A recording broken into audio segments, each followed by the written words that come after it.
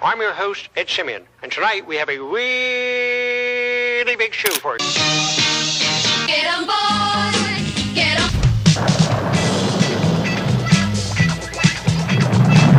Sir, he's tracing. I'm Kong. We're the Ghostbusters. 25.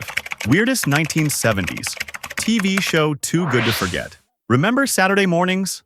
Bowl of cereal, still in PJs, watching shows that modern streaming wouldn't dare recommend? The 70s weren't just different. They were beautifully bizarre. Space garbage collectors, telepathic housewives, secret agent chimps, and nuclear-powered luxury trains filled our shag-carpeted living rooms with pure imagination. Only true 70s kids survived these psychedelic adventures that shaped our childhoods. What's up, Davy? Nothing's up. There's nobody here but us monkeys. So grab your Kool-Aid and join us as we go through 25 forgotten gems from television's wildest era. Almighty Isis. Hi there. I'm a cool pop. This is how you buy me at the grocery. Breakfast. Lunch. I said lunch, not lunch! Space. 1999. Remember the night ABC reran the pilot of Space, 1999? I was 12, sprawled on shag carpet while that heartbeat-like theme pounded through the walnut console. 1 minute we're in 1975. The next. Boom! Nuclear waste blows the moon clean out of orbit, and we're hitchhiking the universe with 311 souls on Moonbase Alpha. Commander John Koenig, jaw set like a steel trap, stalks those antiseptic white corridors, comlock dangling at his hip. Dr. Helena Russell steadies everyone with that soft-spoken triage calm, even when a time warp steals half the crew's memories. Professor Victor Bergman quotes Shakespeare. Hotshot pilot Alan Carter straps into an eagle, and those modular orange landing pods click together like giant matchbox toys. Every episode felt like Russian roulette. 1 week a Lovecraft squid lurks in Dragon's domain. Next, a cosmic mirror swaps Koenig with his evil double. No phasers, no tractor beams, just stun guns, vacuum suits, and hope. When the closing titles rolled over Barry Gray's eerie strings, I'd stare out the screen door at the full moon, half expecting it to drift away before morning.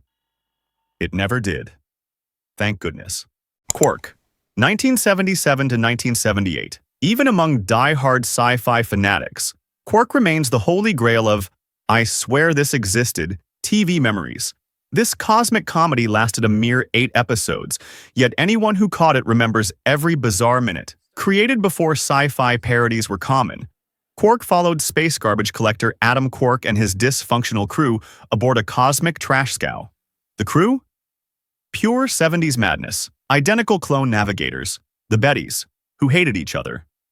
A transmute, named Jean or Jean, who flipped between male and female personalities. Jean is the ship's engineer, and a transmute a being who possesses male and female genes, influencing genes.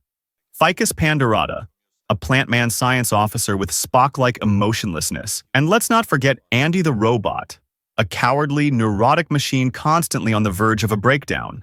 While Star Wars and Star Trek played it straight, Quark gave us episodes featuring giant space chickens, planetary pollination dances, and an evil organization called Fist. The show's crown jewel?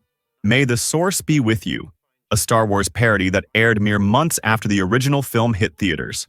NBC pulled the plug faster than a Ferengi, abandoning a bad deal. But Quark achieved immortality in sci-fi circles, where fans still trade grainy VHS copies and debate which episode featured the most outlandish alien costume. In a universe of forgettable shows, Quark remains wonderfully, weirdly unforgettable. The Girl with Something Extra, 1973 to 1974. If that theme song just tickled something in your memory bank, congratulations. You're part of the exclusive club who witnessed one of the most delightful paranormal sitcoms of the decade. The Girl with Something Extra starred the eternally perky Sally Field as newlywed Sally Burton, a woman with one tiny marital complication. She could read minds. Her husband John discovered this bombshell on their wedding night. Imagine that you're honeymooning with your dream girl when suddenly she answers questions you never asked out loud. This was the premise that kept viewers glued to their sets for 22 glorious episodes. The show masterfully blended supernatural elements with domestic comedy, creating scenarios only the 70s could deliver. Remember, everything you wanted to hide and couldn't, where John's private fantasies about other women became painfully public knowledge to his telepathic wife? Or the episode where Sally's gift helps catch a neighborhood burglar but nearly ruins their dinner party? The supporting cast included Yvonne Wilder as Sally's best friend Minerva, Jack Sheldon as neighbor Jerry, and Henry Jones as Sally's protective father Owen, each adding layers to this peculiar family dynamic. While NBC pulled the plug after just one season, The Girl with Something Extra remains a perfect time capsule of that uniquely 70s blend. Wholesome family values mixed with supernatural weirdness. Unlike today's cynical paranormal shows, Sally's mind reading wasn't used for crime solving or world saving, just navigating the treacherous waters of newlywed life, one awkward thought at a time. The Magician, 1973 to 1974. If you ever wondered what would happen if David Copperfield became Batman, The Magician answered that question with spellbinding flair. Starring Bill Bixby, years before he turned green as the Incredible Hulk, this NBC curiosity followed Tony Blake, a world-famous illusionist who used his magical expertise to solve crimes and help the innocent. What made this show truly special was its commitment to authentic magic. Bixby performed real illusions with no camera tricks or special effects. Remember when he levitated a woman while thieves cracked a safe below her? Or escaped from a locked freezer using only his wits and sleight of hand? Each episode featured jaw-dropping magical sequences that had viewers questioning reality before the commercial break. But the true magic was in the lifestyle. Blake lived in a customized Boeing 720 jet aircraft named the Spirit and drove his signature Corvette right up the loading ramp. His mobile headquarters was equipped with a fully stocked magic workshop, performance space, and cutting-edge technology. In the pre-internet era, this was the ultimate fantasy setup. Supporting characters included Dominic, his loyal assistant, Joseph Sorolla, and Jerry the pilot. But the real co-star was the magic itself. Each week, viewers tuned in not just for the mystery, but to see what impossible feat Blake would perform next. Despite lasting only 21 episodes, The Magician left an indelible mark on 70s television, blending crime drama with genuine magical entertainment. In an era before CGI made anything possible, Bixby's ability to create wonder using only his hands and mind felt like actual sorcery beamed directly into America's living rooms. Supertrain, 1979. If Titanic had wheels and a nuclear reactor, you'd get Supertrain, the most spectacular failure in NBC's history. This luxury train was supposed to be the Love Boat on rails, costing the network a staggering $10 million. Though a lot of money has been spent to make it look real, it exists only here on the sound stages, the most expensive set ever made for a TV program. That's over $40 million today, to produce just 9 painful episodes before derailment. An atom-powered steam turbine machine capable of crossing this country in 36 hours. A nuclear-powered superliner racing coast to coast at 190 miles per hour, featuring swimming pools, shopping malls, disco lounges, and enough dramatic entanglements to fill a soap opera. The massive train set was so expensive that when it crashed during filming, yes, the model train actually crashed, rebuilding it nearly bankrupted the network. The ensemble cast included Steve Lawrence as entertainment director, Nita Talbot as the resident fortune teller, and a rotating door of guest stars trapped on America's most luxurious transportation nightmare. Episodes featured everything from murder mysteries to romantic triangles, none of which could save the show from its inevitable crash. Supertrain remains legendary in television history, not for its quality, but as the ultimate cautionary tale of network excess. Television executives still whisper its name when budget discussions get too ambitious.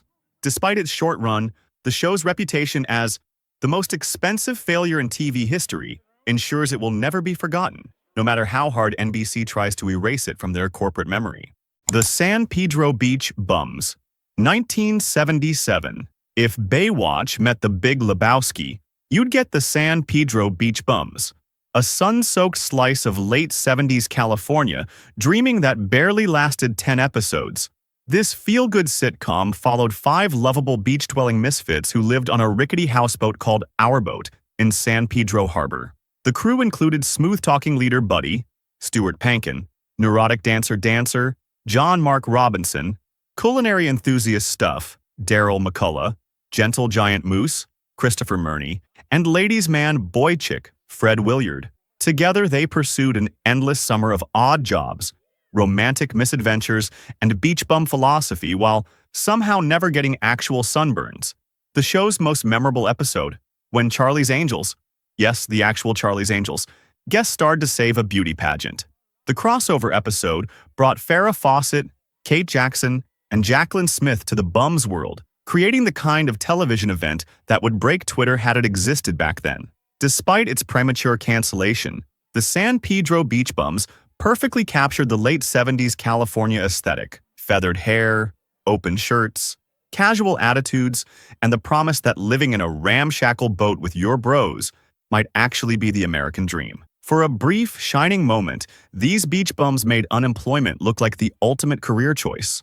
When Things Were Rotten, 1975. Before Mel Brooks brought us Robin Hood Men in Tights on the big screen, he tested the waters with this criminally short-lived ABC sitcom. On the time when things were rotten, not just food but also kings were rotten.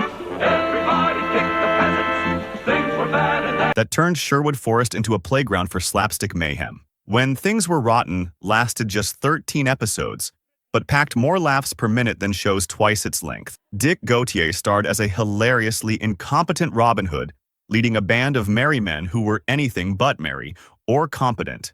Dick Van Patten's Friar Tuck was more interested in feasting than fighting. Bernie Copel's Alan Adale broke the fourth wall to narrate their misadventures. And Misty Rose maid Marion brought beauty and brains to this bumbling operation.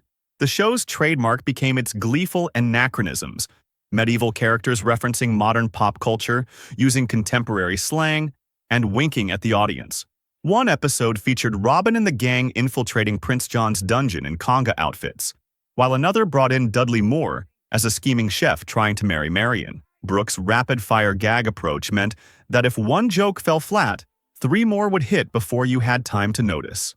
Though audiences in 1975 weren't ready for this anarchic approach to a beloved legend, the show's DNA lives on in Brooks' later work, and practically invented the template for parody comedies that followed. When Things Were Rotten was simply too weird, too fast, and too brilliant for its time.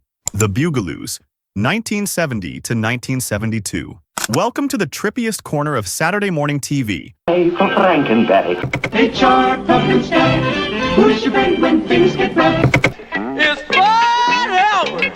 Conjunction, junction, what's your function?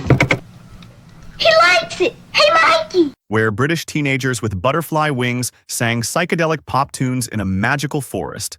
The Bugaloos was the fever dream of Sid and Marty Krofft, the puppet masters behind some of the decade's most hallucinatory children's programming. The premise? 4 British teens with insect features: joy, courage, harmony, and IQ. The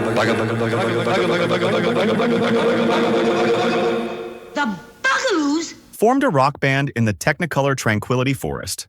Their musical aspirations were constantly thwarted by Benita Bazaar, played by Martha Ray, a tone-deaf witch who lived in a giant jukebox and was jealous of their talent. Each episode featured original bubblegum pop songs performed by the Bugaloos, interspersed with slapstick comedy and chase scenes through the psychedelic landscape.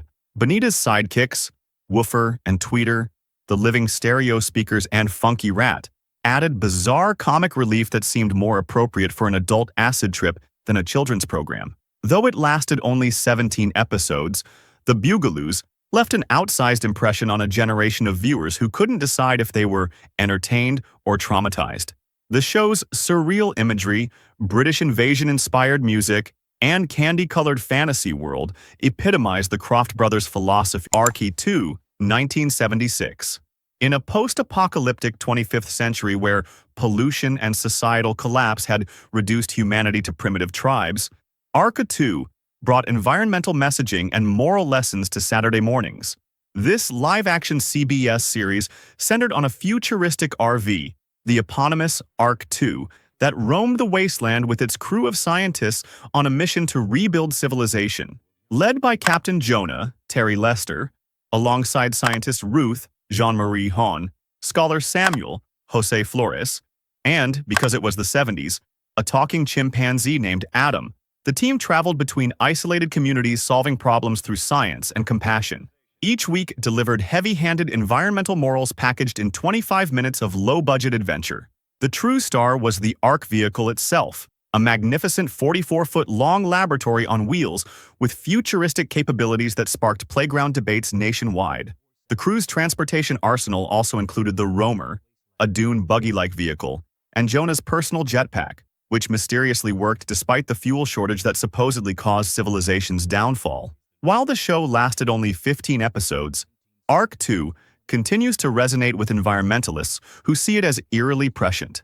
Its unique blend of post-apocalyptic setting with optimistic problem-solving embodied the 70s ethos that technology and good intentions could overcome even the most catastrophic human errors. If only we had cool enough vehicles. Lancelot Link, Secret Chimp, 1970 to 1972. Before CGI allowed animals to talk on screen, ABC gave us Lancelot Link, Secret Chimp, a show that answered the question nobody asked. What if James Bond was a chimpanzee? This Saturday morning fever dream featured an all-chimp cast dressed in human clothes, with human voice actors dubbing over their movements to create the illusion of talking primates. Our hero, Lancelot Link, worked for the Agency to Prevent Evil, APE, battling the criminal organization Chump, led by Baron von Butcher. The show's commitment to the bit was extraordinary. Chimps drove miniature cars, operated tiny telephones, and performed in a rock band called The Evolution Revolution during musical interludes. Each 30-minute episode featured 2 spy parody segments, filled with painful puns and sight gags that ranged from inspired to uncomfortable. The production required extraordinary patience from trainers who spent hours getting chimps to approximate human behaviors, resulting in what one TV critic called the most expensive home movies ever made. Despite its relatively short run, Lancelot Link achieved legendary status in the pantheon of weird television. Modern viewers might cringe at the animal welfare implications, but 70s kids remember it as the pinnacle of absurdist programming, a simian satire that made perfect sense in a decade where reality itself seemed optional. The Lost Saucer, 1975. If Doctor Who collided with The Honeymooners and removed all scientific logic, you'd get The Lost Saucer. This Sid and Marty Krofft fever dream starred comedy legends Jim Nabors and Ruth Buzzy as Fee and Fum, bickering androids from the year 3000 who accidentally kidnapped a boy named Jerry and his babysitter Alice on a routine visit to 1975. One push of the wrong button and their flying saucer became hopelessly lost in time, sending our foursome bouncing through different eras each week. The time travel premise allowed for endless fish-out-of-water scenarios, cavemen discovering bubblegum, futuristic worlds where adults acted like children, and dystopian societies run by giant vegetables. The show's low-budget charm was epitomized by the saucer itself, a wobbly set that spun while psychedelic lights flashed, inevitably followed by Neighbors and Buzzy being thrown across the room in exaggerated pratfalls. Their robot dog Dorse, who inexplicably meowed instead of barked, completed the bizarre ensemble. Though it lasted just 16 episodes, The Lost Saucer perfectly encapsulated the Krofft brothers' approach to children's entertainment.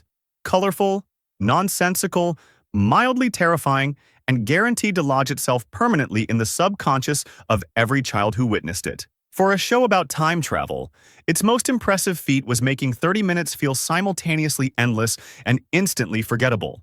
The Star Lost, 1973 to 1974. Science fiction legend Harlan Ellison created what should have been television's most groundbreaking space drama, then watched in horror as it became a legendary disaster. The Star Lost began with a brilliant concept. Centuries after Earth's destruction, humanity survives aboard Earthship Ark, a massive generation starship containing hundreds of self-contained biospheres, each housing different cultures who've forgotten they're on a spaceship.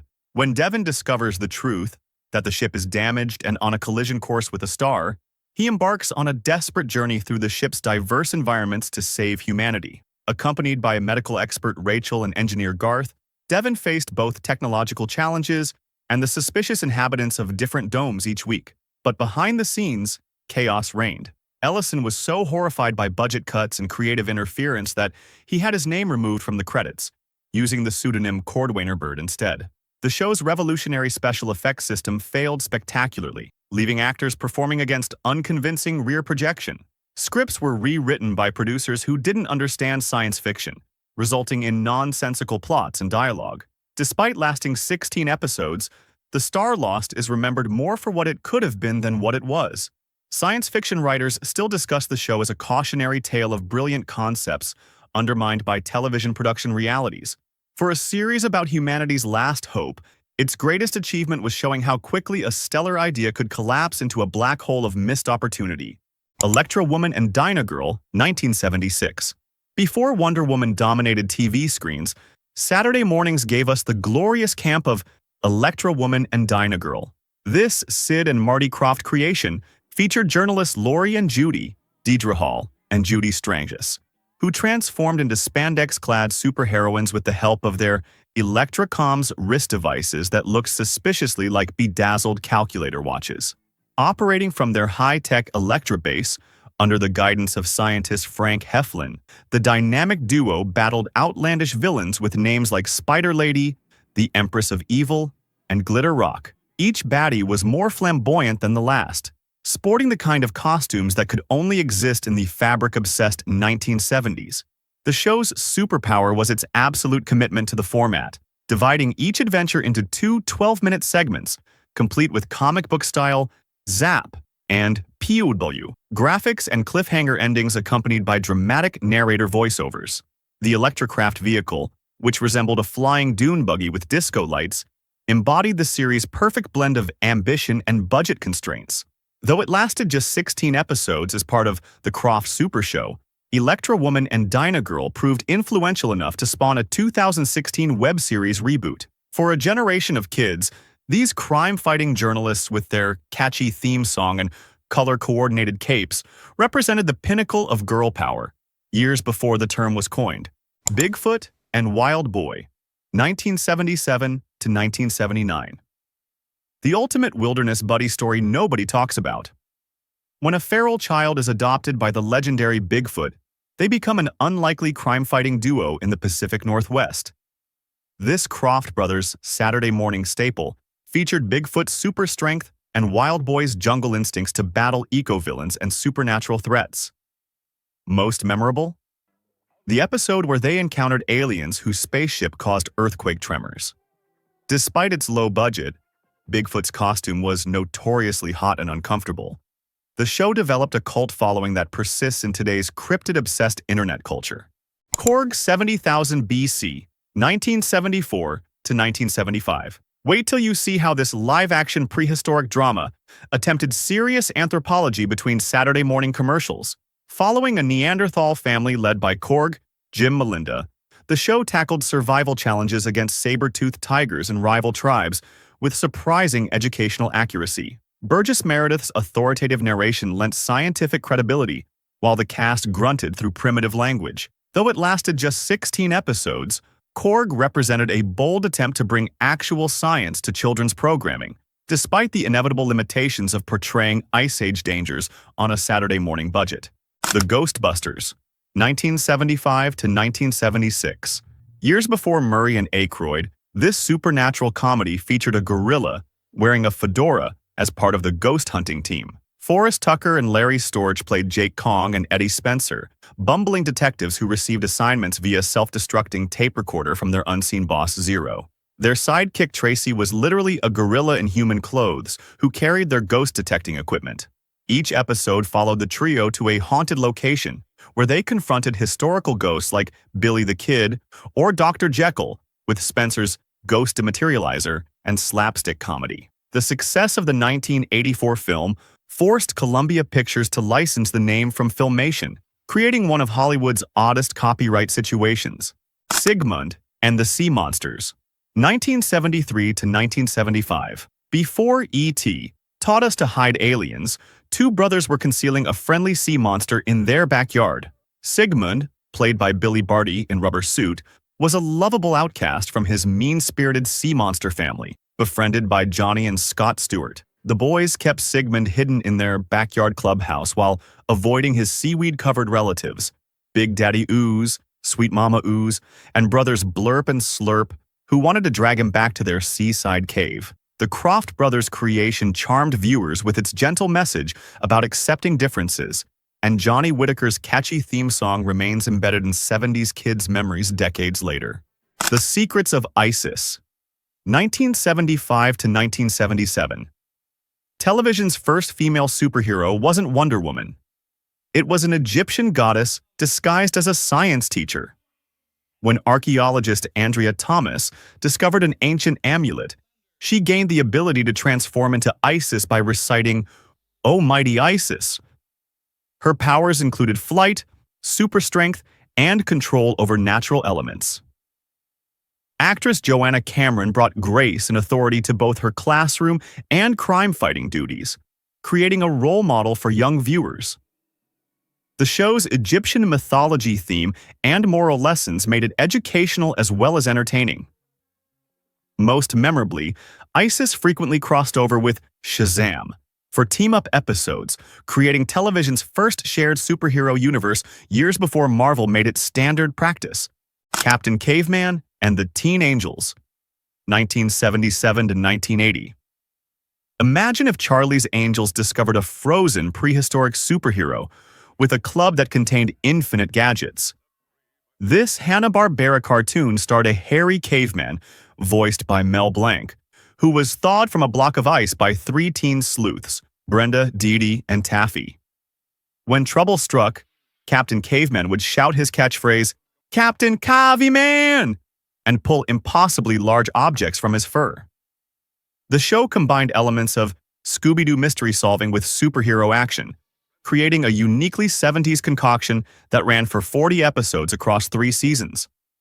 Captain Caveman's incomprehensible speech, punctuated with occasional modern slang, and the trio's disco-era fashion choices perfectly captured the decade's cartoon aesthetic. Space Academy, 1977 to 1979. Before Star Trek The Next Generation put Wesley Crusher at the helm, this show featured teenagers training to protect the galaxy. Set in the year 3732, Space Academy followed cadets at an asteroid-based training facility, led by Commander Isaac Gampu. The diverse young crew included telepathic siblings, an alien with superhuman strength, and a diminutive orphan with his robot companion. The show's model work and special effects were impressive for Saturday morning television, using many of the same techniques as Star Wars. Most memorably, the teen cadets piloted Seeker spacecraft on rescue missions that taught valuable lessons about teamwork and responsibility, creating a science fiction show with educational value that parents actually approved of. Man from Atlantis, 1977 to 1978. Patrick Duffy as a mysterious amnesiac with webbed hands, able to breathe underwater and withstand extreme ocean depths. Mark Harris, Duffy, was the apparent sole survivor of Atlantis, discovered washed ashore and recruited by the Foundation for Oceanic Research. His underwater abilities, including swimming at incredible speeds with a distinctive dolphin-like motion Duffy created himself, made him the perfect oceanic investigator. The show began as 4 successful TV movies before becoming a series, featuring ocean-based threats and the villainous Mr. Schubert, Victor Buono. Though it lasted just 13 episodes, the unique underwater filming techniques and Duffy's committed performance made it unforgettable, until Dallas came calling and he traded his flippers for oil fields. Dr. Shrinker, 1976 to 1977. 3 teenagers shrunk to 6 inches tall by a mad scientist, and their weekly attempts to escape his island while dodging now gigantic everyday threats. Part of The Croft Super Show, this serial featured the maniacal Dr. Shrinker, Jay Robinson, and his assistant Hugo pursuing the Shrinkies with increasingly bizarre contraptions. The ingenious special effects created a world where pencils became logs, and house cats were terrifying monsters. The show's memorable theme song, Dr. Shrinker, he's a madman with an evil mind, burned itself into viewers' memories, even as the plot repeatedly reset, with the teens failing to escape by episode's end. Though it lasted just 1 season, its creative premise and distinctive villain made it a standout in the Croft catalog. Far Out Space Nuts, 1975 to 1976. What happens when Gilligan accidentally launches himself into space? Bob Denver and Chuck McCann starred as NASA maintenance workers who accidentally hit launch instead of lunch on a rocket they were servicing. Along with their alien companion Honk, Junior and Barney encountered bizarre planets and extraterrestrial civilizations each week. The Croft production embraced absurdist humor, with Denver essentially playing Gilligan in space, fumbling through cosmic adventures with childlike innocence. Despite limited special effects and obvious budget constraints, the show's goofy charm and Denver's perfect comic timing made it memorable, if not exactly scientifically accurate. Saturday morning entertainment. Monster Squad. 1976 to 1977. Wait until you hear this premise. Dracula, Frankenstein's monster, and the Wolfman working for a crime computer to fight evil. This Saturday morning live-action series featured the classic movie monsters as heroes protecting a wax museum. When criminology student Walt, Fred Grandy, later of The Love Boat, activated a special crime computer, it brought the monsters to life to help solve cases. Buck Kartalian played Bruce W. Wolfe, the Wolfman. Henry Police II portrayed Dracula, and Michael Lane was Frank Enstein. The trio would use their monster abilities, super strength, transformation, and hypnosis to battle criminals while teaching moral lessons to young viewers. Though it lasted just one season, the show's unique concept of redeeming classic monsters anticipated monster hero trends decades later. As these bizarre gems fade back into the rainbow-colored haze of television history, one thing remains clear. We'll never see shows like these again. No algorithm would dare suggest them, no focus group would approve them, and no executive would greenlight them. But for those of us who sprawled on that shag carpet every Saturday morning, these weird wonders didn't just entertain us, they shaped us. So next time someone asks why you're a little strange, just smile and say, I survived 70s television. And really, what higher badge of honor could there be?